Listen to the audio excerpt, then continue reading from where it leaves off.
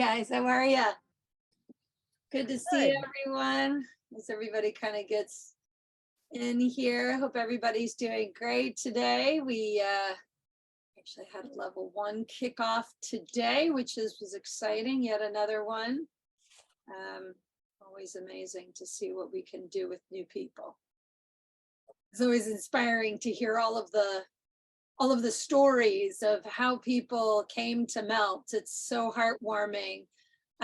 So many of the stories I hear, and I just think it's just really amazing. You know, I just got back from, I was telling Carrie, I got back from this Lake Nona performance, or Lake Nona Impact Forum. And all of these brilliant scientists and researchers and famous people were there sharing, you know, like influencing what they were doing.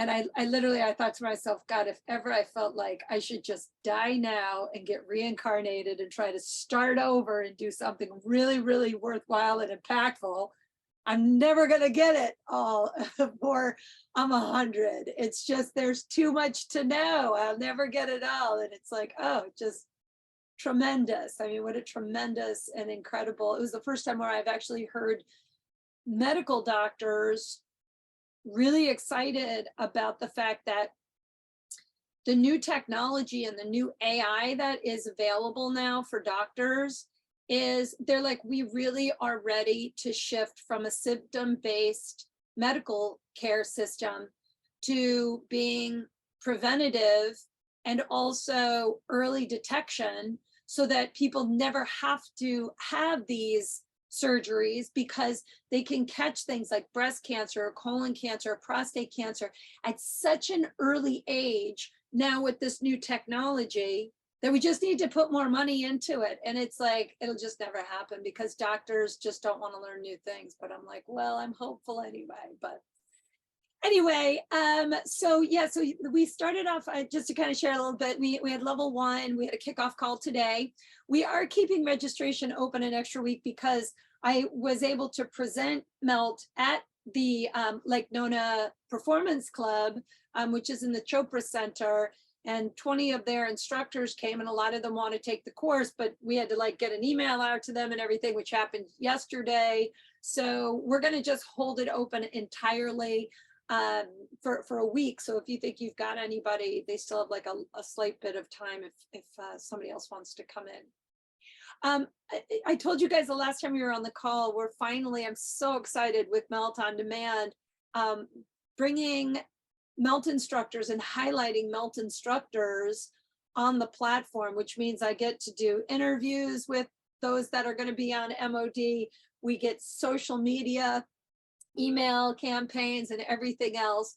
And Kim Breeze and Amiko Oy, both, I watched their videos in this last couple of days, and they were just fantastic. I'm so excited to see such great capacity for the method and the language and just the personalities and the humor and the compassion that just is just oozing all over those videos. So a big shout out to the two of them. We also have Nikki Parker and Anouk Donners and Angeline Shaka are also going to be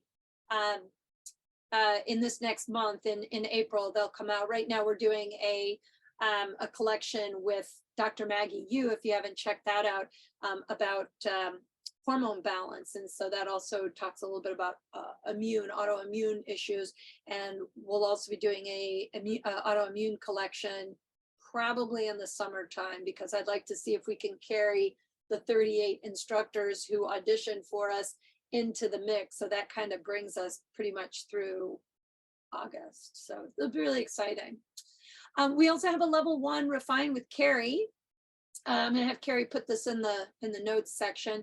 April the 14th to the 16th, she's gonna be in Western Massachusetts, and June 23rd to 25th, she's gonna be in Port Orchard, Washington.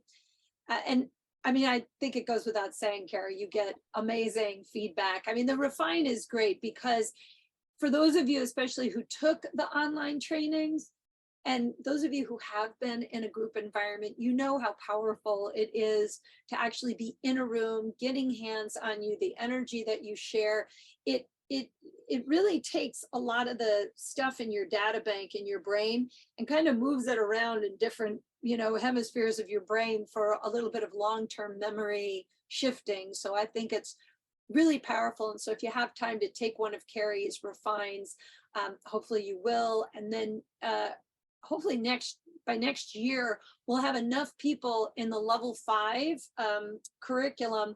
I want to start doing some mastery level classes, really working more on physical assessments, on giving you guys a little bit more attunement to what you're focused on and what you're seeing, to see if I can help you guys just refine your visual skills as much as you already have your cueing skills, and also palpation skills. So hopefully I'll see you guys next year in live settings. We do, of course, have our Costa Rica event coming up in October. It is filling up, so I would definitely tell you guys, if you think you're going to come, it'll be actually a nice opportunity. We do have some MELT instructors already registered, and of course the general public. And if any of you guys are coming and you want to do any one-on-one or private sessions with people and make some money out of that, we can definitely connect you with the other people coming. If you want to do that as well, there's that opportunity. Nancy, when she was with me in 2019 when we went, I think she ended up having like 10 sessions. It was, yeah, she said she was super busy. So if you want to make a little extra money while you're out there, I'm sure there's going to be an opportunity for that. Yeah, exactly. I mean, and it just kind of pays for your flight and things like that. So I have a bunch of not a bunch of questions, but I have some questions that I'll start off. And if you guys have any more questions, go ahead and leave them, and Carrie can go ahead and post them for me. But Nancy McNeil had talked about that she's got a bunch of clients who have knee replacements or are having knee replacements. And she said, what would be a good protocol map for post a knee replacement? And she also had, you know, heard from one of her clients that her physiotherapist uses brute force to bend and straighten her knee in order to increase the range. And of course, that makes Nancy very nervous. And she then encouraged her client to melt before and after the treatments to lower her threshold to indicate that she has enough stress on the treatment. And she'd love my thoughts. So, okay, a couple of things. One, if you are not a member of Melt on Demand, or your clients are not, I would highly recommend that you push them into Melt on Demand, because there is an entire knee collection. And if you type in knee into the search bar, you will find a copious amount of knees, because I'm sure you guys remember I've mentioned when I was in my early 20s, I had previously in my sporting career of being in high school, I had hyperextended my knee. I had water on the knee, and the doctors, by the time I was in my 20s, they wanted to remove both of my meniscus on my left knee. And I said, I think I'll keep it. And they were like, you can't keep it. So knees are a forward moving joint. They're extremely important. They're the largest joint in the body. And more people are getting knee replacements. Actually, I just had a 30-year-old that I was just with yesterday who got a total knee replacement. And I'm shocked, actually, because I don't really think that was necessary quite yet, but that's besides the point. But what would I recommend when you have somebody pre the knee replacement, the foot treatment, and all of the lower body compression, especially the level 2 moves, the front thigh, the lower outer and upper thigh, the calf, the shin, anything that you can do for compression, and doing hip stability from level 3, like side leg lift clam and mini bridge. These are all very exceptional to do both pre and post the knee replacement. The brute force that physiotherapists use, unfortunately, is extremely common. And it's because during the healing process, most people aren't moving their knee enough. And so by the time they get to the PT, they've really got to push the knee, because the tissue very quickly gets adhered to the prosthetic, right? It's a major surgery. So fascial tissue just binds around it. And if they don't really bend and crank it, it will never, they'll have to put them under and then unconscious, right? Then they break up the adhesion. So it minimizes some of the adhesions, but you are giving your clients exceptional information. Before you go to the physiotherapist, if they worked on their calf, inner thigh, and back thigh, or melted even just their feet while they were waiting in the doctor's or in the PT's office, the PT will actually get more range of motion out of them already. It will hurt your client less, and the brute force minimizes itself. So you're spot on this. There's nothing else I would say about that. But again, lower body compression of any sort, as much as you can get them to do, even if you have to do the modified, like, you know, sideline doing shin or using the ball on the shin, all very important to do. And definitely great to do, you know, post the surgery, the rinsing, anything that brings rinsing, so that you, again, kind of decrease the swelling through the tissues. Michelle Warner Hansen says, I've recently had a hysterectomy. They removed her uterus and the tubes. She has a cystocele and rectocele repair, which is when the bladder bulges into the vagina, and the rectocele is when the rectum bulges into the vagina. So they mesh those and repair those, which is, you know, if you have a great doctor, it's actually better, right? Because it's just going to suspend everything.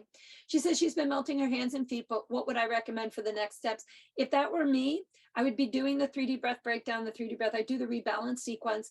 And I would also, I think it's in, Carrie, remind me, is it in L3 or is it in L1? Where I teach them tucking and tilting with Terry with their feet up against the wall in the videos. I can't remember which level that is. It might be 1, but because it's Terry, it might be 3. I don't know. Can't remember. I think it's level 1 because I remember it. Okay, good. Thank you. Thank you. So putting your feet up against the wall, and there was actually a Lisa Lee said asked the question, and I will answer some stuff hopefully today or probably tomorrow on the All Instructor Facebook page. Some great questions are up there, and it would just be better served if I just showed you some things on video. But if you put your feet up against a wall and you put the roller under your pelvis, could be the half roller, and just on your exhales, tuck and try to find your core, and then tilt and try to find your core with your feet against the wall, where you're actively creating the core reflex, and then inhaling, feeling yourself let it go, and then exhale, find the tone, and then move your pelvis. It is a great way to enhance the pelvic floor stabilization and to get the pelvic diaphragm to bounce back again, because the mesh is kind of obstructing a little bit of the lift, right? But in a good way over time. But for the short term, doing anything that's going to undulate your pelvis is wonderful. Doing single leg balance assist, eyes open, eyes closed, also to trigger that effect, challenge the autopilot to reacquire connection to the center of gravity, right? So the standing balance assessment, really going to be a great one for you to do. Once you're about 4 weeks out, you want to be doing things like mini bridge, inner thigh lift, anything that's going to bring neural strength back into that neural myofascial channel of your rooted core and the lower fibers of glutes. Those would be the ones I would be pointing to. And remember, just gentle abdominal massage, just with your own hands, kind of going in the direction up the right side, across the top, down the left side, so that you're sort of following your intestinal tract and just creating those nice massages. And then just very lightly rubbing your abdomen so that you're stimulating the lymph in, you know, where your thoracic duct is and where the cisternocardia is. Just kind of little things like this. You could even sit here and just under your costal arch, just a little massaging up here. Again, it'll just help with fluid flow and decrease some of the swelling because it's a pretty big surgery. Those would be my thoughts on that one. Rada Lurka, she says that she has a large mass on her right ovary for over 2 years now, considering surgery to remove the ovary, but really curious to hear my point of view on hysterectomy. Is one OB/GYN is pushing her for that. The whole thing, you know, when you have, it's first of all, you have 2 ovaries.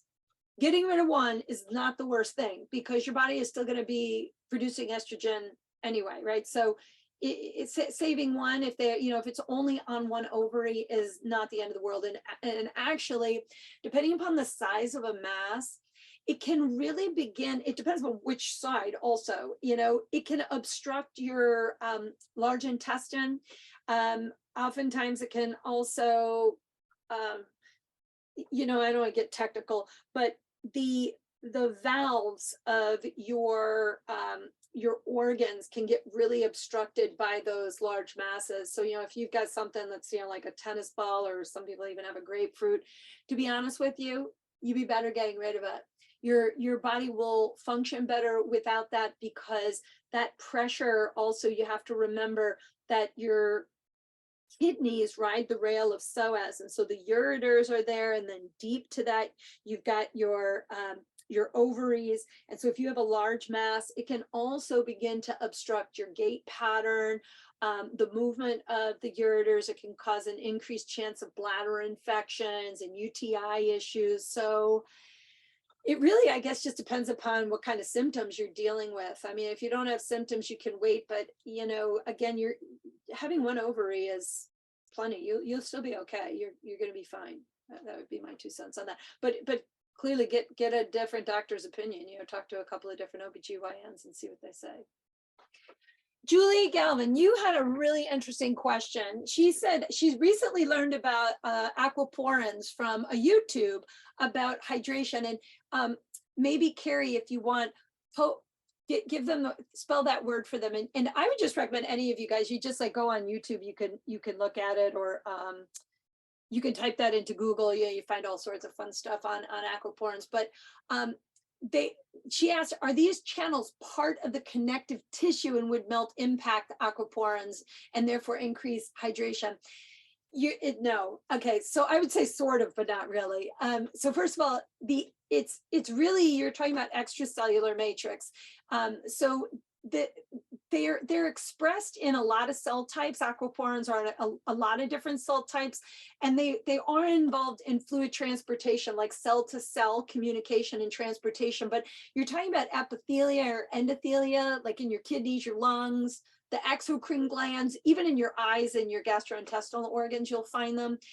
It's a protein, and the aquaporins regulate the water flux across the cell membrane.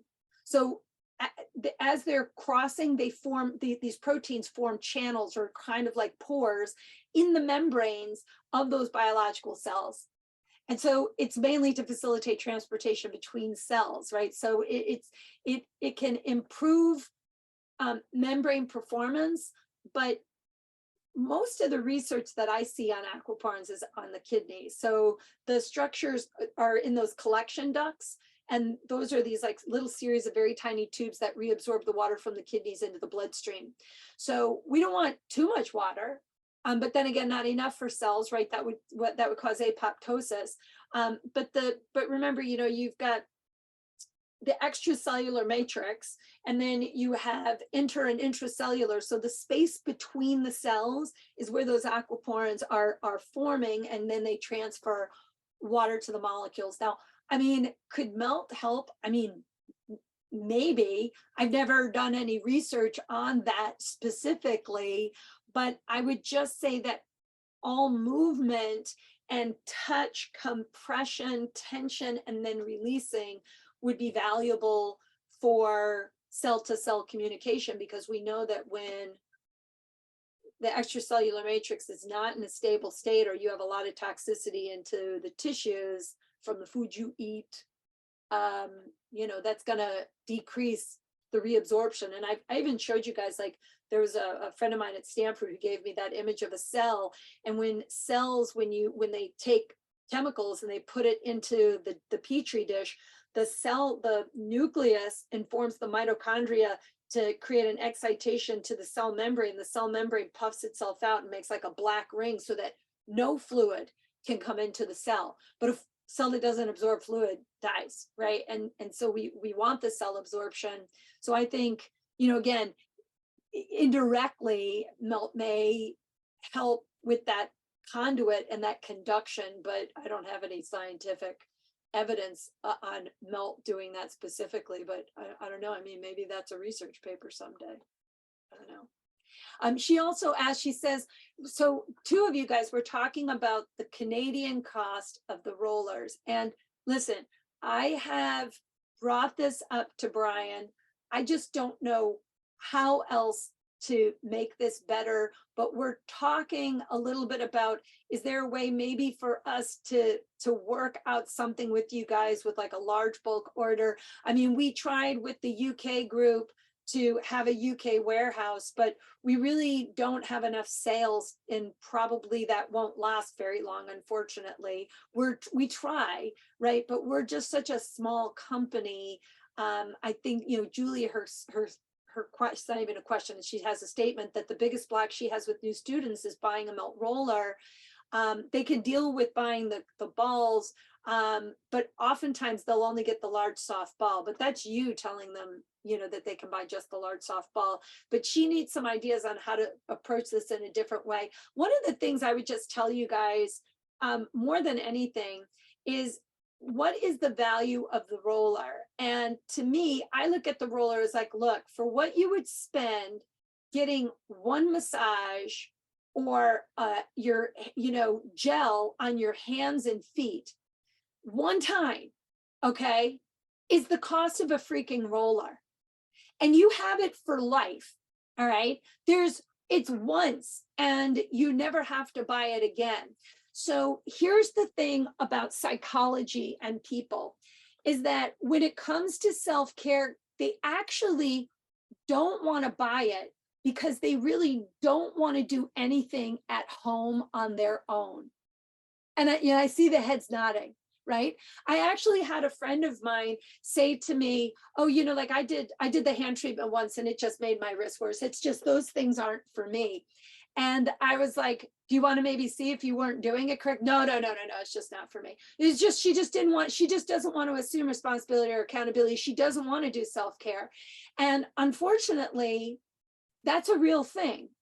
But those are the people that you just say, well, okay, don't buy it. Just keep coming back to me and I'll take your money. I'll take all your money. Actually, I'm going to increase my price that it's as much as the roller is. And then you can just keep paying me that much all of the time. And maybe that's what you guys need to do, is raise your freaking rates. Okay. Make them as much as a roller. Make your first session exactly the same price as a roller. And then tell them you can, I mean, that's what I did. I actually, when I would do an intake, I increased my price by $100 and then I just gave them the roller. I gave it to them. They thought, oh, that's great. I increased my rate by $100. I didn't give it to them. I made them pay for it. I just didn't tell them they were paying for it. Do you see what I'm saying? So to come to see me, if you were to come to see me because you wanted to do a series of sessions with me, and I only do this with people who are like, really need manual therapy, right? Most of the time I try to convince people never to come see me at all. Like I we'll go see one of our instructors. It'll cost you less. No, Sue, I need you to do this for me. So, okay, it's $450 for you to come and see me for a 90-minute session. I do, before they come, I'm spending time looking at their history form. I'm asking them a million questions. I'm creating a self-care plan for them. I mean, I am spending a number of my hours doing this, but I'm also giving them a roller. Okay. So think about that. But that would be my come from, is like, Julie, if you've got people who are like, oh, wow, yeah, I can't really afford that. It's like, come to see me. It costs you $130 to come and see me. Are you sure you want to keep spending $130 when you can just learn to do this for yourself? You could come to see me once every 3 weeks instead of once a week, save yourself $700 in the course of 6 months. And now you can buy your friends rollers too and stop complaining about the fact that the roller costs anything, right? It's psychology, okay? And we give you a pretty substantial discount on the rollers to begin with. So, you know, kind of look at that as that swing. And it's just, look, that's what the price is. You know, I mean, I would compete with Amazon if you feel like people, you know, buy it. I mean, look, and they're going to buy it from Amazon, let them buy it from Amazon, and don't buy any more rollers to sell to your clients, and just tell them to go to Amazon, right? You're going to lose that commission, which kind of sucks, right? So look at the price that they would get at Amazon, and can you compete with that with the price? And if you can't, then definitely let me know that, and we'll figure that out, right? Am I making sense what I'm saying here? All right, moving on. I mean, look, I don't know. And if people don't want to buy it, it's because they are saying to you, I don't want to do this at home. I don't want to do one more thing. I'm too busy. And actually, I like coming to you so I can complain about my pain because you listen to me, Julie. That's why they're doing it, because you listen to them. Stop listening and tell them to buy the roller. Again, Nancy, I see yours, they're coming in at $130. I'm surprised that they're coming in at $130 in Canada. I don't know. Is that right, Carrie? I don't know. That sounds high. I'll find out. But anyway, Camelia, she had said that recently she's trying to connect to her core. She's somebody who's had some autoimmune issues and really, had some struggles in her life. I heard that she posted a video of her gait pattern, so I'm going to take a look at her. But she said she recently reconnected to her core. We were doing gliding over the sacrum. We were doing tail triangle gliding, sitting on the roller. And she said a few days later, she felt like she was actually sensing her fingers for the first time when she was doing rinsing of the hand. And she's like, only now am I realizing I'm actually feeling sensation, or she's realizing how very little sensation she had on the top of her fingers before. And she said, is there a relationship for her to experience her core more strongly because she starts to feel her fingers? Well, remember, your hands and feet have more sensory receptors in them that we can count. There's actually in your skin, in the hands and feet, you have specialized receptors, which is why if I put your elbow on something, if I put this and I said, what is this? You might be like, I'm not sure. But if you did this, you'd be like, it's a plastic cup, right? So remember your hands and feet, your hands in embryology grow out of your neck. Your feet grow out of the pelvis. That's where they're coming from, like little buds. They start right here, and then they begin to grow out as little pods. And then once the pod begins, your shoulder girdle starts to settle down and you start to create this structure, okay? So your hands and feet are part of your core. That's why you can just treat your hands and feet and you're going to make changes along the spine. It's part of it. So are you feeling more? Yeah, I mean, maybe you're waking up some sensory reception. And when you have anything like chronic fatigue, fibromyalgia, autoimmune issues, Hashimoto's, it doesn't matter. Your neurological sense of well-being is diminished. It's declining, right? So that's why melt seems to really help people with autoimmune issues, is because it kind of reawakens the sensory nerves that we rely upon to sense and feel the world around us. So it gives us more sense, and it also heightens interoception. Remember, when we use the word body sense, we're not just saying proprioception. It's proprioception, interoception, exteroception, right? Nociception. Sensory reception is a body sense. I don't, with my conscious mind, use proprioception. I really do not. My autopilot does. My autopilot uses body sense. My autonomic aspects of my body are what are using interoception, right? It's calling itself up to my consciousness. But I could also say that are you your body? And are you your changing body as you get older?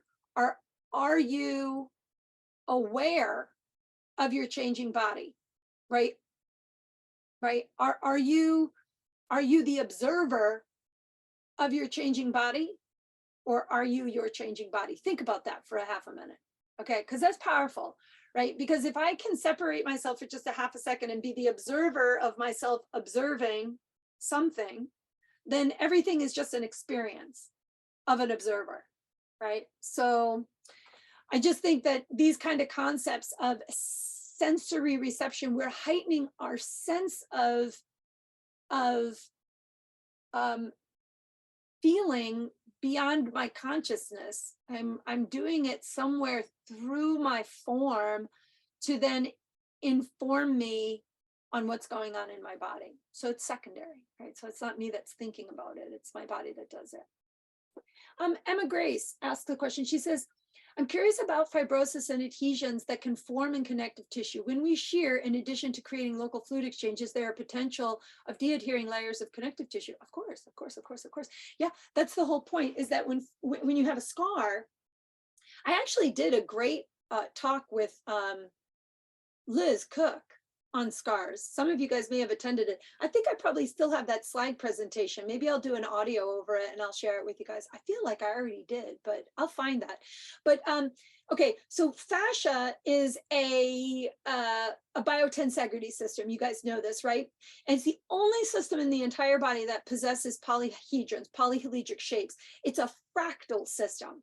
You understand fractals? So in a fractal system, if there's a triangle in a circle, and then if I take a microscope and I look in there, I'm going to see another triangle that looks exactly like the first triangle. Yeah, Carrie, here. Yeah, I'm gonna add a spotlight, right? So polyhedron. So if I were to now go into this shape that she has and look at it, I would see that exact same shape in every one of those spaces. It's not empty space. It's more polyhedrons, and that's what fractal is that no matter how much I divide it, I keep dividing. I'm gonna get the same structure, and it's just gonna get smaller until I get down to the Planck scale, right? So Planck is like in like you've got an atom, and then you got protons, electrons, and neutrons, and then inside of a proton is like down to the Planck scale, right? So the smallest possible number, the more divisible your body is, we can keep dividing it down and you're still going to see those structures all the way to the Planck scale in fascia, okay?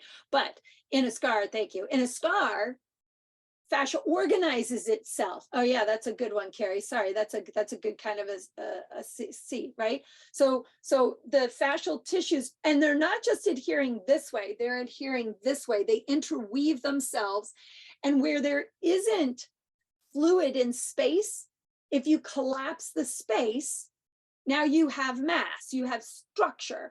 And so a scar is organized fascia.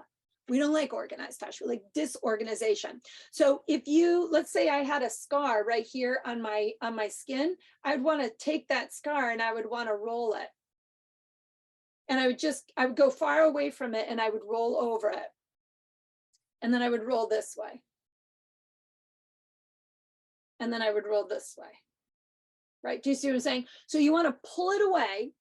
And then the other way you do it is that you compress into the edges. Think of it like a barrier, right? So if this is a scar, I don't go onto the scar, I go under the superficial layers. So I take my fingers into the angle and then I just sit there and drag it back and forth, forward and back, up and down. I feather it, right?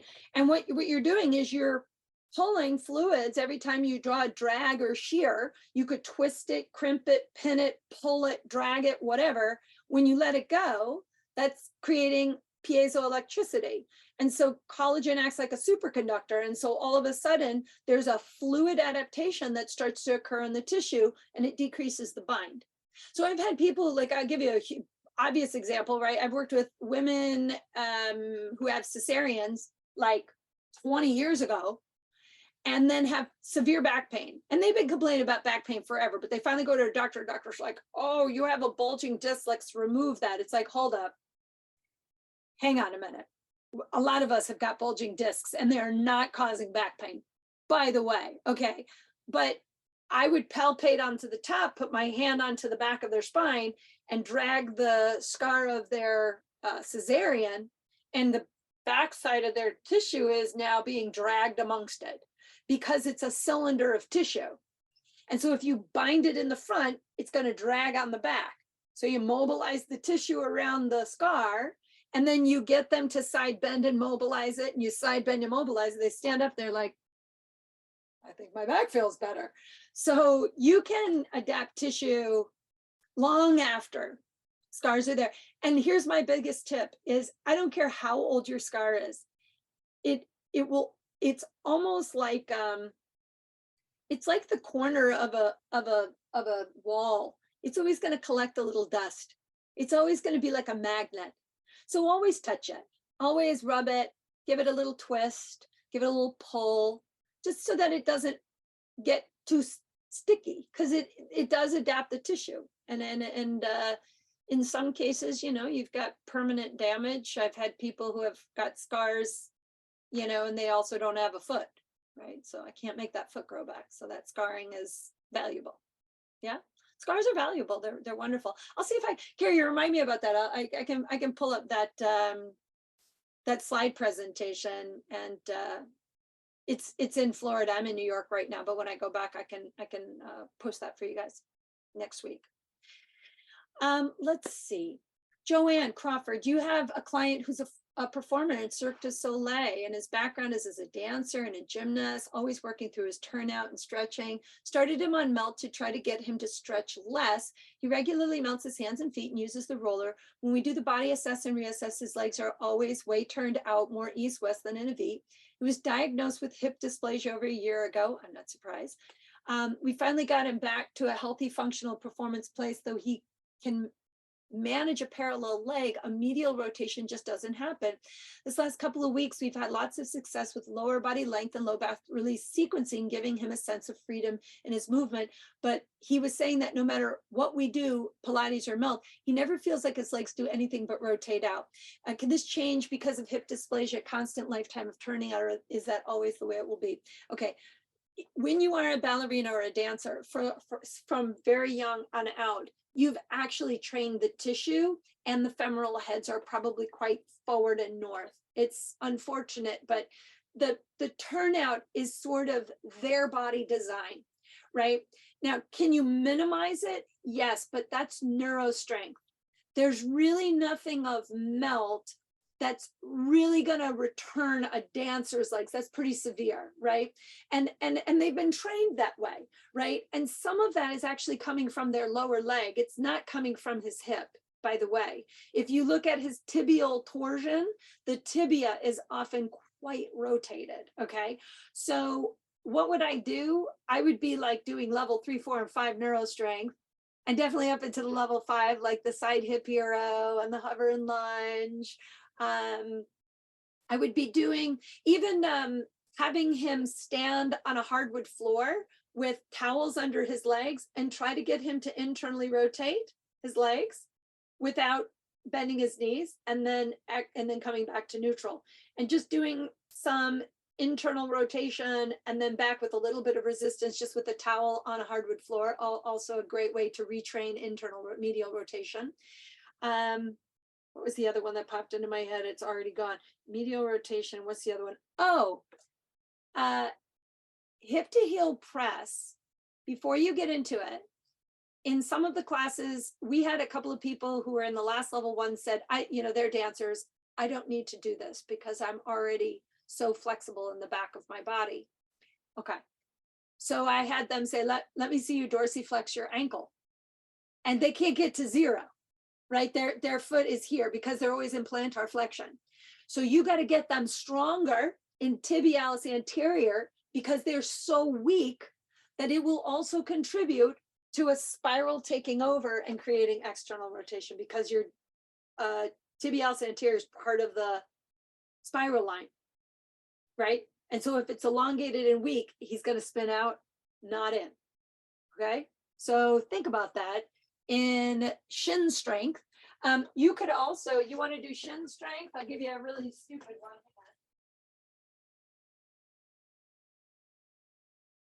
It doesn't necessarily need to be the roller. I'm going to stand back here. Can you guys still see me? So you put the roller on your toes and you keep your knees straight and have them just, so all I'm doing is just lifting the foot. And then really go slow. So you do about 10 quick ones, and then have him do 5 or 6 small ones, and then have him do it again. Oops. And then lift and lower, and lift and lower. And don't let him cheat with that like grip of a toe that dancers do either, by the way. But I guarantee in 3 rounds, his shin is so fatigued. He's like, that was very difficult for me to do. You guys should all try that. It's a really tough strength move. That would be in my rebuild of the 7th R of melt if I were going to give that one to you, but try it. Sue, were you pushing down on the roller to give resistance, or just the weight of the roller? Just my hand on the roller. You don't really need anything else but that. And then when you're done with that, like if you sit down, like I just did that, if I dorsiflex my ankle, I'm like, oh, I feel I just lit up my tibialis anterior, and yeah. I love that. Yeah, you don't have to put any weight on it. And if you want to go like, you want to add a little flavor to it, put your foot on a yoga block so that your toes are hanging off the edge, so that the first ones are tiny little flick lifts, but then on the slower ones, you go all the way from plantar flexion to dorsiflexion, right? You get a little more range out of it. You want to make it even harder. That's how you'd make it harder. It doesn't need to be weight. It's just held resistance, right? So you go quick to slow, and that should stimulate the tissue. Jacqueline Taylor, she says, I have a client just starting chemo and radiation treatment after breast cancer surgery. Her oncologist has said she can't melt during treatment because twisting the skin will affect how the medication works. When could she get back to it? And it's my first post-surgery breast cancer client. You could 100% do the foot treatment. Well, I don't even know what you're talking about twisting the skin. Are you talking about pinning the skin and twisting? Maybe doing a shear effect, I'm guessing is what we're talking about here. With my clients, I just had a very good friend of mine just went through breast cancer. She just finished, hallelujah, her 20th round of radiation. And we had her melting her hands and feet and doing rebalance and a neck release. That was another one. We did a neck release. Yeah, sorry. You know what? She's Russian. She speaks very good English. And her communication between her oncologist and me, and I was not talking about twisting the skin, but she was probably talking to her oncologist about that. And I was saying I felt she could do a lot of melting, and but she was told not to. She won't come back now because she was told no. Yes. So two things. Number one is, many times doctors will say no to something that they don't know, right? So their answer is no because they don't know. Okay, so it's like egoic, and that needs to kind of stop in the medical practice. But two things, lengthening techniques over compression techniques 100%, but the rebalance sequence to calm her nervous system, allowing her body to rest and repair, this can only be good. But the hands and feet also. So if a doctor says, no, the thing I would do is instantaneously point them to YouTube to show them a mini hand, a mini foot, and a rebalance sequence, and say, I would like to talk to your oncologist, because we're not going to pin the skin or do compression techniques. I would avoid compression techniques during chemo, but not on the hands and feet. Yeah. And this is, what I was thinking afterwards, and I wish I would have been just more forceful in a kind way to her to say, we're not going to lay on those scars or on your breast tissue. Like, was that oncologist thinking I was going to get on that tissue? And that obviously was not where I was going. It was just going to get her.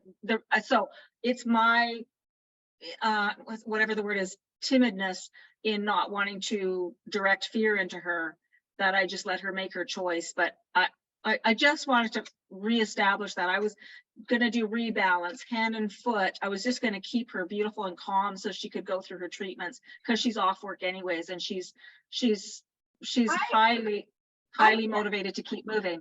Yeah, and tell her that too, just have her meditate even, whatever. But I'm gonna reach out to a friend of mine who is she's in the industry, and maybe we can get an oncologist to do one of our talks with me, and we'll talk about why doing a hand and foot treatment and rebalance would be valuable. Just thank you for just clarifying that. I obviously was not going to get on that tissue and do all that. With the Breast Cancer Foundation, where we actually here at NYU, we had softballs in the waiting room, and they would play the hand and foot treatment back to back in the waiting room and have the ladies, and they said that it minimized the nausea and like the cloudy head and the fatigue.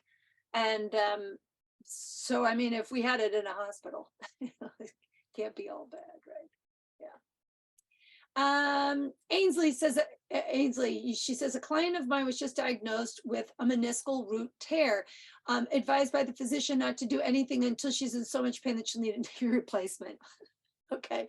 Well, the compression techniques help her when it's so severe. Yeah, and a meniscal root is a little bit of a different issue, but you like than just like a minor tear, like when it's that deep. But the most important thing with meniscus, when I tore my meniscus, one of the biggest reasons that I had torn my meniscus, granted I had like hyperextended my knee and had trouble with my knee earlier, but I also had hip instability and I had a pretty good pronation in my foot. So with every step I was taking, my knee was rotating. And I didn't really, I was in my early 20s. I didn't even, like, I don't know what I know now. If I knew now what I knew then, I mean, it probably wouldn't have happened after I was young, but I saved my knee by learning about this as I went down the road. And I was lucky enough to know Jim and Phil Wharton when I had the MRI, and they said, we can fix this. And we did what is a lot of neuro strength, right? Hip stability. I did just what I had just said to you about the dancer, right? Standing with my legs, and I had this machine that had a little bit of resistance, and I would internally rotate and externally I would do this back and forth with my legs, and just worked on strengthening my lateral hip stabilizers, side leg lift, inner thigh lift, monster side step, the hover and lunge, the side hip hero, and kind of caught the weakness in my left hip and the pronation that I had in my left foot. And I just decreased the constant grating on the meniscus, and my knees are fine. I mean, I can run and do all sorts of stuff, right? So, meniscus is just a cartilage. And I know that they say that meniscus can't repair, but now there's actually some evidence saying, well, maybe we're wrong on how tissue repairs, right? It can scar and it can heal, and it's just really keeping it stable. So the other thing, Ainsley, you might want to throw out to your client is if she's gonna is it a he or a she? Where are you, Ainsley? I don't see you. I'm looking for you. Ainsley, it's a she. Hi, it's a she. Yeah. So the other thing that I might encourage you to tell her to do is, hey, if she's gonna like go out and walk or play a sport or get on a bike, wear a neoprene knee wrap. Yeah, I think she said they've given her some brace. She hasn't gotten it yet or had it ordered. She said he told her it's going to be really uncomfortable to wear because of the way it's going to be contracting or doing something with her knee. I haven't seen it. She's a golfer. She walks all the time. She works out all the time. But yeah, so you got like, again, the hip strength, anything you can do to strengthen her hips. But again, there's you guys know what neoprene is, right? It's like what scuba suits are made out of. That's the best thing to put on a knee because it keeps it moist, keeps it warm. And that just helps with viscosity. And while she's working on hip stability, inner thigh lift is also a really big one. Actually, did I mention inner thigh lift? Inner thigh lift, side leg lift, clam, side hip hero, hover and lunge. Those are like mastery moves, mini bridge, any of the neuro strength moves really. And just get her into her hips, and you'll just minimize the shear in her knee, and it'll take inflammation away and she'll feel better. Okay, thank you. Yeah, I love that. It's a good question. And I mean, honestly, like I've had so many clients that I've stopped from getting knee surgeries, especially meniscus removal. It'd be so archaic. It's stupid. Ann Cooper says, I have a person in class whose feet and the rest are directly up to the ceiling. What does it mean? There's probably a lot of restriction in her front line. Like a lot of those people actually can't relax, right? So what I usually do with my clients, if their legs really are straight ahead, is I grab onto their legs and I just kind of give them a little wobble to make sure that they're not tense in the leg, kind of giving them a rock. But there's like no crisis. Again, remember, the rest assess is about this scientific definition of ideal alignment, which we know is like in a human body, not really a thing, right? It would be nice if at any point of our lives we were ever in ideal alignment, but I don't know if that's really the case. I know I'm not, but how far out of ideal alignment can you get and still move around? You can get pretty far. Right? You get pretty freaking far out of ideal alignment. But we do know that joint centralization helps for sensory motor control. The autonomic aspects of our body and how your nervous system relates to joint centralization, especially along the spine, is super critical. So if somebody's like super stiff and tense, I would wonder if their hips are also very, very tight. And if their quadriceps are just kind of like rock solid where they actually can't really take a break. Sometimes when people like, I have people like, sometimes they lie down and they look like they're levitating. And I'll say to them, just notice if you have any tension in your shoulders. Can you relax a little bit? And they're like, oh, wow, what the heck was that? It's like, exactly, what was that, right? So we could probably encourage our clients to chill out a little bit.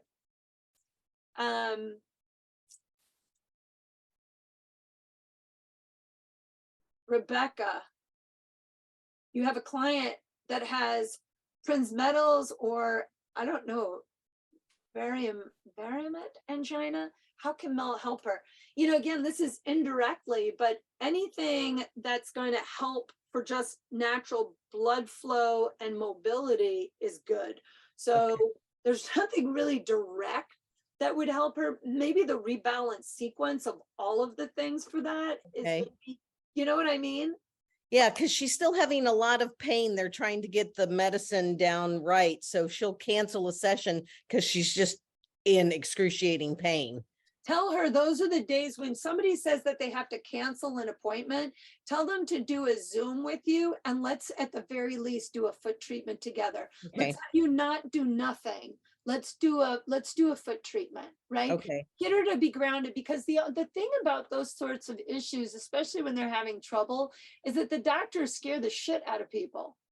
They really Yes. scare you. And you know, and it's like, there's this belief that, like, you know, they're different than everybody else. Their problem is like a really hard problem. I've even heard doctors say to one of my clients, oh man, I've just never seen anything like your problem. And I think to myself, really? You're sure nothing like this before ever has come your way? Think about it. Have you only Yeah. just seen a few clients, or is this something with a lot of them, right? The other problem is her husband is a retired surgeon. So he's always telling her, oh no, you need to rest now. Well, Yes. well, you're up against a battle now, right? Yes, but I'm willing to battle it.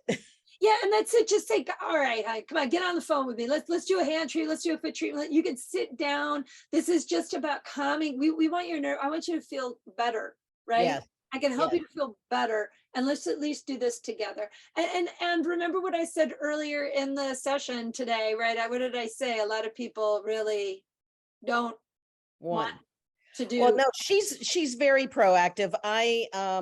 She's my client from when I had a Pilates studio in Naples, and I still see her virtually. And I got her ready for, I did pre and post workouts with her for a double mastectomy and then for a knee replacement. And she really puts in the work, and she works really hard. So just say to her, let's just, you know, even when you feel horrible, doing any kind of self-care and calming the nervous system is like the best thing you can do, because you're supporting your healing, right? You're supporting healing. That's our objective, is to support our clients' healing processes. Thank you. Yeah. Ainsley, she's also saying, personally, my immune system has gone off the deep end, just diagnosed with 3 new autoimmune diseases on top of the 3 I already have, looking for learning more about MELT and our immune system. I got to tell you, you guys have got to check out this thing with Dr. Maggie Yu.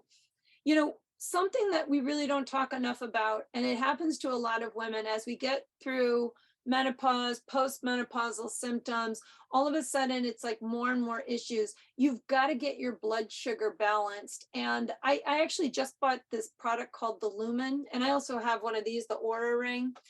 You know, even for me, like, I think sometimes you're like, I eat a really clean diet and everything, but my body seems to constantly only be in a carb burning state. It's hard for me to get into a fat burning state. The only time where I'm fat burning is, yeah, I see Natalie, she's got the Lumen, is after I exercise. If I meditate for 30 minutes or I melt for 30 minutes and then I retest, I'm in fat burning mode. But before, I'm in carb burning mode. When I first wake up in the morning, I'm carb burning. I meditate or I do melt, I rebreathe in, I go from a 5 to a 2 in 30 minutes, okay? So my body flips it in, but I really have to be careful about what I'm eating, when I'm eating. When you have autoimmune issues, it is really critical that your blood sugar stays balanced. And Maggie's really a pro at that. And also Mark McDonald, we're going to be doing a collection with him, and he's like, you know, all about the, you know, P3s, the whole fat carbon protein balance, and eating every 3 hours is his whole thing. Yeah, you can check it. Just go to lumen.com and you can check out what it is. But it's like, it's just an app, and it, you know, like it kind of has, I don't think you can see it. It'll show, like, you know, oh, I don't have my Lumen on, but it'll show you, like, you know, what your numbers are. Like, this is like where my fat is or whatever. It's really intriguing. It's definitely a great product. They also have this new thing. You see, everybody's like sticking it on their arm and it's testing your blood sugar, your glucose levels. This one checks CO2, but you can do it through blood glucose too. Is it Lumen, Lumen? Lumen, yep. It's interesting. And if any of you guys want to get it, I think I have like a coupon I can give you guys. And I think it's like $100 off. Wait, hang on. Let me see if I can find it. And then Maggie Yee, is it Maggie? Why you? Yeah. I will post it on your Facebook page, and it's like some coupon. It's like $100 off. So Thank you. Yeah. Yeah, I'm under fire right now with my body. It fucking sucks. fine. Excuse my French, but our immune system, remember, your immune system is related to your fascial system, to your nervous system, you know, and the immune health is like, it's actually been there a long time. When we have immune issues, autoimmune issues, a lot of times it's just our hormone balance is not there, and your blood sugar is out of balance. And so you got to get a handle on your blood sugar before your hormones. You can't have balanced hormones without balanced blood sugar. It's that simple. Laura Hilliard, she says, I had a massage therapist who does lymph massage. Tell me there is no lymph in the hands and feet. This was in response to my saying at the end of our hand treatment, we're stimulating lymph and it gets rid of toxins during friction. I've heard others say that, is there lymph in the hands and feet? Why do we say that there is if there isn't? It's not about, there's actually lymph everywhere in your body, by the way, but it's that when you stimulate blood flow, when you stimulate your hands and feet and you do something like this, you're triggering blood flow, the actual excitation of your hands. You can even feel like when you rub you're waking up those sensory receptors. Superficial lymph is everywhere in your body. Do you have less in your hands and feet? Yes, if you didn't, your hands would be swollen all of the time. But I can even give you a research paper. Carrie, remind me, I will post a research paper on that. Okay, I got a couple more here. How do you feel about using cups on scars? I think that's a great thing. I think that pulls blood flow right to the scar. It can really help with superficial scarring. It's not a bad thing to try. Michelle Kitching, about to work with a 16-year-old long distance runner that has stress fractures in her right hip, her femoral neck, going slowly, working through the 7 fundamental sequences first, and then hip stability moves once she's healed to prevent this from happening again. She's waiting her intake form, but after chatting with her mom, these are my initial thoughts. That she's very upset about being benched and sort of calm her down emotionally. Yes, exactly. And listen, for a 16-year-old, remember 16-year-olds, we have a lot more hormones and a lot more, you know, resilience in the tissue. So I would move her quite quickly over to doing things like the lower body compression techniques, even in the level 2, like front thigh gliding and shearing will help her out a lot, lower outer thigh. Don't be afraid to do that, because having stress fractures in the femoral hip is weakness, right? She's fallen weak and her tissue is too loose. She's probably hypermobile. Okay, so doing any kind of compression work and then doing any kind of strength with her, any of the neurostrength stuff. It doesn't mean inner thigh lift would be a great one for somebody who has femoral neck fractures, stress fractures, working on the calf, working on the upper body, right? So you're right, the 7 fundamental sequences, but getting her to really say, you know, like, we got this, like, you know, our first objective is to get your joints more stable all around and to then really build some strength so that the tissue isn't so loose. And so, you know, remember, you can always check people with hypermobility and kind of see how hypermobile are they, doing things like this, like, can they touch their thumb to their forearm? That's super hypermobile. I'm not that hypermobile, so I can't do that. I would break my finger. Let's see, what else? Oh, and Michelle says she's got somebody a local massage therapist who does fascia blasting, reached out to me to learn more about melt and possibly have me teach classes in her space. Fascia blasting is that woman she's telling people to bruise every square inch of their body and rupture blood vessels to induce a healing crisis in the body, which is going to eliminate cellulite. I'm not a fan of this woman. I think she's I know. That's why I don't know if I want to align myself with this massage therapist. I would be very skeptical because you're going to get into controversy. I mean, like, look, when you have a skilled person doing it to you is different than when you do it to yourself. But, you know, I always say, why would you cause pain or bruising as a first route to alleviate tension, stress, or cellulite or anything that's wrong in your body? Why would you cause pain? So I think you're probably going to get yourself in a controversy and she might have a meltdown. Okay, thank you. I'll go slowly. Do I have any in-person events while I'm in New York City? No, not this time. I'm actually just heading out to San Diego on Saturday. I just came up to check in on my mom. You'd like to see me do a demo on someone with a scar on the belly. Oh, and relieving the low back pain. Well, I'd have to find somebody with I had to find somebody with a scar to be able to do it. Maybe the next time I have somebody who comes to me who's postpartum with that, I will video record it. It's a great one. Nancy says, I have somebody who has the Wartenberg's, migratory, sensory neuropathy. Is there anything that you need to be aware of? Not really. I mean, is there anything you need to be aware of? I might encourage you. Wait, don't put that one back. I'll see if I can answer that one. Is there anything you need to be aware of? Just remember, don't cause pain.